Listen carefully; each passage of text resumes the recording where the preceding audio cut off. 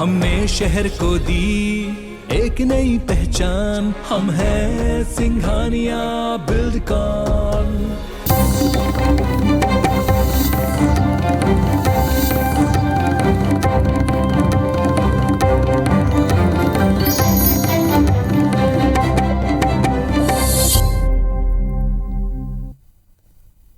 नमस्कार, IBS 24 देख रहे हैं आप। मैं हूं आपके साथ राहुल सिन्हा। मध्य प्रदेश के खबरों के इस बुलेटिन में आपका स्वागत है। खबरों को देखेंगे विस्तार से।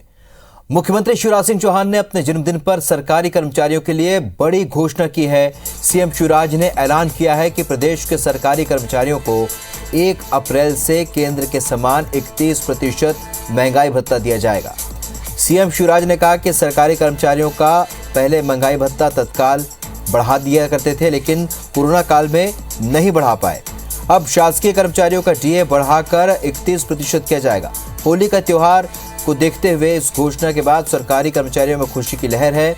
वहीं प्रदेश की बेटियों के लिए भी उन्होंने सौगात दी है। सीएम ने 14 साल पुरानी लाडली लक्ष्मी योजना का पार्ट 2 के रूप में दायरा बढ़ाने का ऐलान किया है। उन्होंने कहा कि कॉलेज में पढ़ने वाली सभी लाडलियों को 25,000 रुपये स्कॉलरशिप दी जाएगी। प्रदेश में लाडली लक्ष्मी योजना की हितग्राही बालिकाओं को कॉलेज में एडमिशन लेने पर सरकार 25,000 रुपये बतौर स्कॉलरशिप के तौर पर देगी। ये योजना 1 अप्रैल 2007 को शुरू हुई।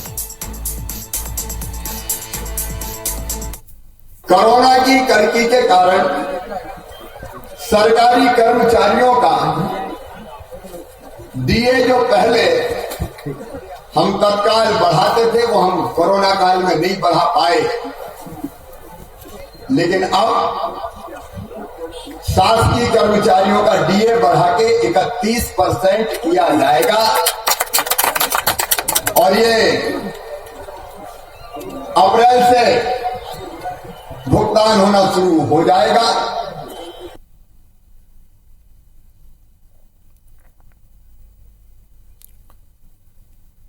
तो आपको बता दें कि कर्मचारियों को सीएम शिवराज ने तोहफा दिया है, जिससे कर्मचारियों में खुशी की लहर है। होली के पहले इस तरह से तोहफा दिए जाने पर बेहद खुशी में है कर्मचारी, और साथ ही इसका बहुप्रतीक्षित बहुत समय से इंतजार था। कोरोना काल में जो नहीं हो पाया, सीएम ने कहा कि जो कोरोना काल में नहीं हो पाया वो हमने किया है। अब जो डीए है कर्मचारियों का वो बढ़ाया गया है, जिससे कर्मचारियों में खुशी का माहौल। सत्येंद्र सिंह भदौरिया हमारे सहयोगी और ज्यादा जानकारी के साथ इस खबर पर सीधे इस वक्त भोपाल से जुड़ रहे हैं हमारे साथ।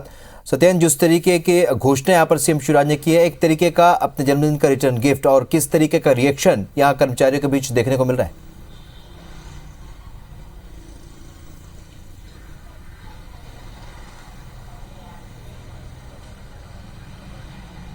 देखिए, आज मुख्यमंत्री शिवराज सिंह चौहान का जन्मदिन था। जन्मदिन के अवसर पर सीएम शिवराज सिंह चौहान ने प्रदेश के कर्मचारियों और अधिकारियों के लिए एक बड़ी सौगात दी है। सीएम शिवराज सिंह चौहान ने जन्मदिन के अवसर पर प्रदेश के कर्मचारियों को 31% जो महंगाई भत्ता है वो उसके रूप में ये सौगात दी है। सीएम शिवराज सिंह चौहान ने कहा कि जो केंद्र सरकार की तर्ज पर अप्रैल से ये महंगाई भत्ता लागू कर दिया जाएगा। अप्रैल के महीने में जो प्रदेश के कर्मचारी हैं उनको ये महंगाई भत्ता मिलना शुरू हो जाएगा। सीएम शिवराज सिंह चौहान ने कहा कि पिछले 2 साल से कोरोना की महामारी चल रही थी, उसके चलते हम प्रदेश के अपने जो कर्मचारी हैं या बहन भाई हैं उनको हम जो महंगाई भत्ता था वो नहीं दे पाए थे। लिहाजा उसके चलते सीएम शिवराज सिंह चौहान ने आज अपने जन्मदिन के अवसर पर ये बड़ी घोषणा की है, जिसको लेकर प्रदेश के कर्मचारी और अधिकारियों में खुशी की लहर दौड़ गई है। कर्मचारी जो संगठन के जो नेता हैं और उन यूनियन के जो पदाधिकारी हैं, उन्होंने सीएम शिवराज सिंह चौहान का साधुवाद दिया है, धन्यवाद दिया है। उन्होंने कहा है कि होली का त्योहार देखते हुए सरकार की तरफ से जो तोहफा मिला है, ये कहीं ना कहीं उनके लिए एक बड़ी सौगात है। और बता दें कि जो महंगाई भत्ता नहीं बढ़ाया गया था, उसको लेकर जो कर्मचारी संगठन है, यूनियन जो नेता हैं, वो धरने को लेकर एक रणनीति तैयार कर रहे थे, लेकिन उससे पहले ही शिवराज सिंह चौहान ने उनके रणनीति को ध्वस्त करते हुए एक बड़ी सौगात दी है। ये सौगात जो है सीएम शिवराज सिंह चौहान ने अपने विधानसभा सीट बिरसा में ये ऐलान किया इस चीज का कि आगामी 1 अप्रैल से जो है इनका महंगाई भत्ता वो केंद्र सरकार की तर्ज पर 31% जो महंगाई भत्ता है वो शुरू कर दिया जाएगा। और ये 1 अप्रैल के बाद अप्रैल के महीने में ये प्रदेश के कर्मचारी और अधिकारियों को ये महंगाई भत्ता मिलना शुरू हो जाएगा। जी चलिए, तो संवेदनशील मुख्यमंत्री का परिचय दिया उन्होंने और साथ ही घोषणा भी की, साथ ही विपक्ष के हाथ से एक बड़ा मुद्दा छीन लिया है। जाहिर सी बात है अब विपक्ष के पास ये एक बड़ा मुद्दा नहीं होगा। इस जानकारी के लिए बहुत बहुत शुक्रिया सत्येंद्र आपका। बढ़ते आगे, मुख्यमंत्री शिवराज सिंह चौहान अपना 63वां जन्मदिन को बड़े ही सार्थक और अनोखे अंदाज में मना रहे हैं। बर्थडे पर सीएम शिवराज ने पर्यावरण संरक्षण और स्वच्छता का संदेश देते हुए सफाई कर्मियों के साथ जन्मदिन मनाया। सबसे पहले उन्होंने सफाई मित्रों के साथ पौधारोपण किया। इसके बाद वे बीजासेन बस्ती में पहुंचे और लोगों से न सिर्फ स्वच्छता की अपील की बल्कि खुद झाड़ू भी लगाया। साथ ही डोर टू डोर कचरा कलेक्शन का काम किया। उन्होंने कहा कि स्वच्छता में भोपाल को भी नंबर 1 बनाया है। इसके बाद सीएम सफाई मित्र सेवा सम्मान में शामिल हुए और सफाई कर्मियों को पहले भोजन परोसा, फिर उनके ही साथ बैठकर खाना भी खाया। इस दौरान उन्होंने घोषणा करते हुए कहा कि सफाई मित्रों को आर्थिक प्रोत्साहन दिया जाएगा। 7 स्टार रेटिंग वाले निकाय के सफाई मित्रों को 7,000 और इसी तरह जितनी स्टार रेटिंग होगी उतने ही सम्मान राशि दी जाएगी। साथ ही निकायों में जोखिम का काम करने वाले सफाई मित्रों को 150 रुपये अतिरिक्त मिलेगा। मुख्यमंत्री ने कहा कि उनके बच्चों की पढ़ाई के साथ बाकी सुविधाओं के लिए भी काम करेंगे। होर्डिंग, पोस्टर, बाकी तामझाम के बजाय अगर हम वृक्षारोपण करके जन्मदिन मनाएं और शुभकामनाएं भी वृक्ष लगा के दें तो उससे अच्छा जन्मदिन कोई हो नहीं सकता। सफाई मित्रों के साथ भोजन का सौभाग्य मिला है। ये मेरी बहन, मेरे भाई दिन और रात कचरे का बोझ उठा के स्वच्छता का काम करते हैं। मेरे लिए ये पूजनीय है, इसलिए जन्मदिन इनके साथ मनाया, इनके साथ भोजन किया, इनको भोजन कराया। मैं अत्यंत प्रसन्न हूँ। ये तो स्वच्छता के लिए 7 स्टार, 5 स्टार, 3 स्टार जो मिलते हैं नगरों को, ग्रामों को, तो जितने स्टार मिलेंगे जिस शहर को वहां उतने ही रुपए, उतने 1000 रुपए। 7 स्टार पे 7,000, 5 स्टार पे 5,000 सम्मान निधि है। ये वो सम्मान निधि दी जाएगी। तो मध्य प्रदेश के मुख्यमंत्री शिवराज सिंह चौहान के जन्मदिन पर आज प्रदेश में जगह जगह कई कार्यक्रम हुए और ऐसी ही 2 तस्वीरें देखने को मिली। सीहोर में सीएम शिवराज सिंह चौहान के जन्मदिन पर 108 पौधे लगाए गए। मुख्यमंत्री शिवराज अपने जन्मदिन पर सपत्नीक सलकनपुर पहुंचकर पौधारोपण किया। इसके साथ ही उन्होंने देवी विजयासन की पूजा अर्चना कर देश और प्रदेश की शांति और समृद्धि की कामना की। मुख्यमंत्री ने अपने जन्मदिन पर सभी से अधिक पौधारोपण करने की अपील की। मुख्यमंत्री ने कहा कि हर गांव नगर का गौरव दिवस मनाया जाना चाहिए। दूसरी ओर इंदौर में भी कई जगह पौधारोपण किया गया। एमजीएम मेडिकल कॉलेज परिसर में संभागायुक्त डॉक्टर पवन शर्मा सहित जनप्रतिनिधियों ने पौधारोपण किया। बता दें कि अंकुर अभियान के तहत इंदौर पूरे प्रदेश में अव्वल रहा है, क्योंकि अब तक यहां पर 80,000 से भी ज्यादा पौधे लग चुके हैं।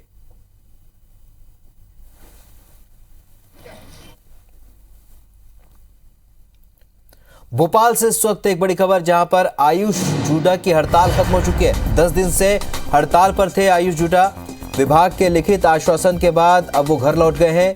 5 सूत्रीय मांगों को लेकर लगातार आंदोलन कर रहे थे। 24 फरवरी से प्रदेश भर में यह हड़ताल चल रही थी। नीलम गुरुवे हमारे सहयोगी इस वक्त फोन लाइन पर जुड़ चुकी है। नीलम, क्या कुछ आश्वासन मिला है इन्हें? जी बिल्कुल, देखिए 24 फरवरी से जो हड़ताल जारी थी 10 दिन आज खत्म हो गई है।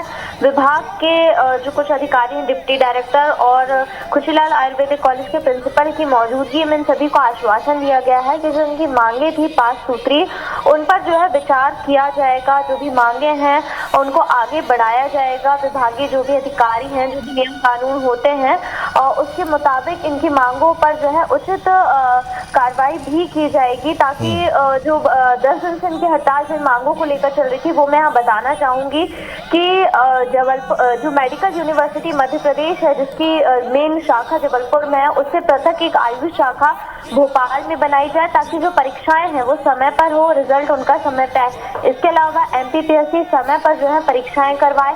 एलोपैथी के डॉक्टर्स के समान जो है आयुष जूनियर डॉक्टर्स को भी स्टाइपेंड दिया जाए। साथ ही साथ इमरजेंसी में मरीजों का इलाज करने की भी सुविधा इनको दी जाए। तो ये कुछ मुख्य मांगे थी जिन पर लगातार ये हड़ताल चल रही थी, और विभागीय अधिकारियों ने आज जो जूनियर डॉक्टर्स हड़ताल रहते हैं उन सभी से मुलाकात करके उन्हें आश्वासन दिया लिखित में कि उनकी जो भी मांगे हैं उन पर जो है जल्द से जल्द विचार किया जाएगा, क्योंकि लगातार 10वें दिन से ये जो है इनकी हड़ताल चल रही थी, जिसके कारण ओपीडी में मरीजों की संख्या में असर पड़ा था। मरीज कम आने लगे थे जूनियर डॉक्टर्स की हड़ताल की वजह से। वहीं आज जो पूर्व मंत्री और विधायक के पीसी शर्मा ने भी इन सभी से मिलकर के उन्हें आश्वासन दिया था कि जो बजट का अभी सेशन शुरू होने वाला है विधानसभा का, उसमें उनकी मांगों को उठाया जाएगा। तो लगातार ये मुद्दा बड़ा बनता जा रहा था, 10 दिन भी हो गए थे। तो इसलिए आज विभागीय अधिकारियों ने सभी से मुलाकात करके इन्हें आश्वासन दिया है कि आप अपनी हड़ताल खत्म करें, हम इन बातों को आगे जरूर से बढ़ाएंगे, ऐसा लिखित आश्वासन दिया गया है। जी चलिए नीलम, इस जानकारी के लिए बहुत शुक्रिया आपका।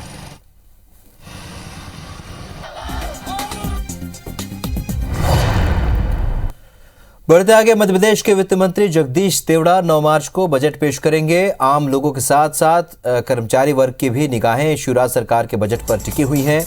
मध्य प्रदेश में पुरानी पेंशन बहाली का मुद्दा सुर्खियों में है। करीब 61 अधिकारी कर्मचारी संगठनों ने पुरानी पेंशन बहाली के साथ डीए, इंक्रीमेंट, प्रमोशन जैसी 11 मांगों को बजट में शामिल करने की मांग की है। संगठनों को उम्मीद है कि बजट में सरकार उनकी मांगों को ध्यान में रखेगी। अगर ऐसा नहीं होता है तो वो फिर से सड़क पर उतरेंगे। वहीं अन्य वर्गों को भी इस बार के बजट से उम्मीदें हैं।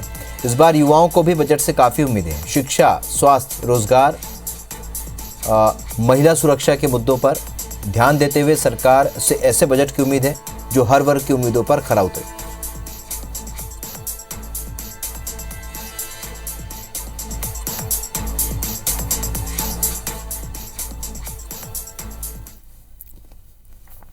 मध्य प्रदेश के निवासियों को एमपीपीएससी की परीक्षा में 100% आरक्षण दिए जाने को हाईकोर्ट में चुनौती दी गई। जबलपुर हाईकोर्ट ने मामले में सुनवाई करते हुए राज्य सरकार और एमपीपीएससी से जवाब तलब किया है। सामान्य प्रशासन विभाग, एमपीपीएससी और रोजगार संचालनालय को नोटिस जारी किया गया है। 8 मार्च तक उनसे जवाब मांगा गया है। अगली सुनवाई 8 मार्च को होगी। हाईकोर्ट ने सरकार और एमपीपीएससी से पूछा कि पीएससी की परीक्षाओं में प्रदेश के निवासियों को 100% आरक्षण क्यों दिया जा रहा है। हाईकोर्ट में ये याचिका झारखंड के रहने वाले आजम खान ने दायर की है। इसमें कहा गया है कि एमपीपीएससी की परीक्षाओं में शामिल होने के लिए मध्य प्रदेश के रोजगार पोर्टल में रजिस्ट्रेशन करवाना अनिवार्य है, लेकिन पोर्टल में सिर्फ वही रजिस्ट्रेशन करा सकते हैं जो प्रदेश में रहते हैं।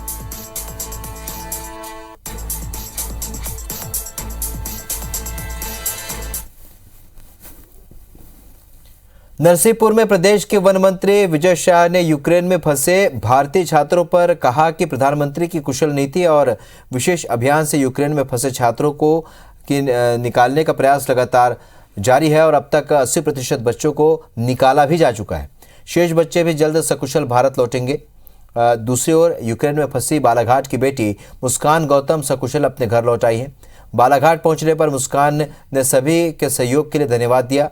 मुस्कान के लौटने पर उनकी मां ममता गौतम और बहन ने खुशी जाहिर की है। बेटी को निकालने के लिए उन्होंने भारत सरकार से गुहार लगाई थी। ग्वालियर चंबल में हथियारों को हमेशा ही स्टेटस सिंबल माना जाता रहा है। कंधे पर लाइसेंसी बंदूक होना ही चाहिए, चाहे इसके लिए जमीन बेचनी पड़े या फिर कोई और तरीका। वहीं अगर लाइसेंसी नहीं है तो अवैध हथियार तो होगा ही। यही कारण है कि मध्य प्रदेश में सबसे ज्यादा बंदूकें चंबल इलाके में हैं।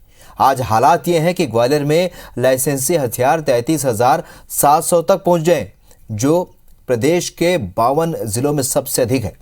अगर अनुमान लगाया जाए तो ग्वालियर के हर 8वें व्यक्ति के पास बंदूक है, जो घातक है।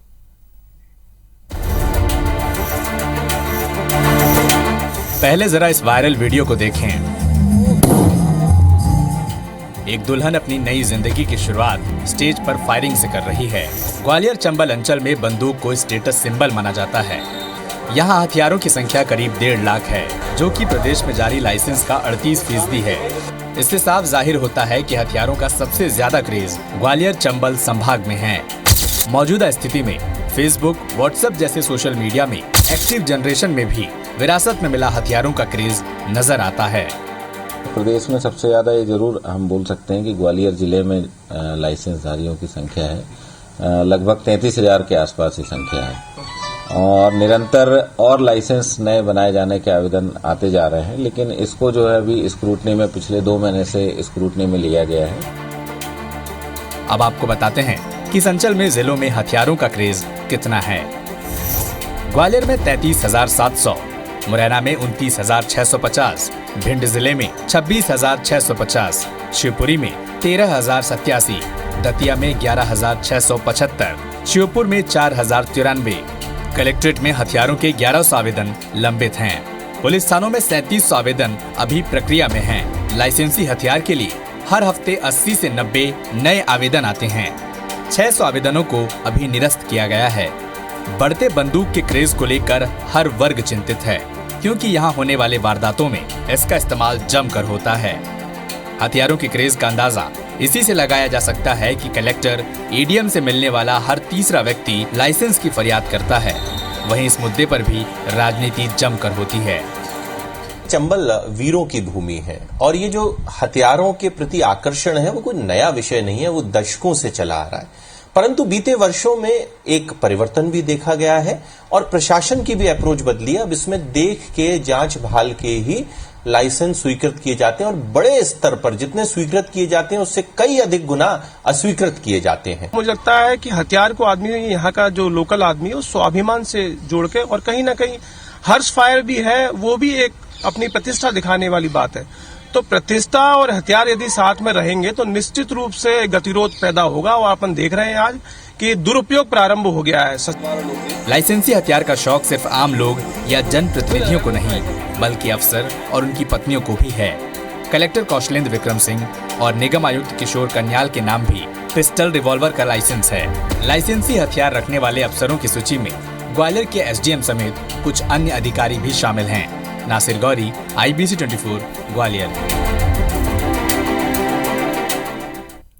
मध्य प्रदेश की खबरों में फिलहाल इतना है, लेकिन ताज़ा अपडेट के लिए आप बने रहिए IBC 24 के साथ। नमस्कार।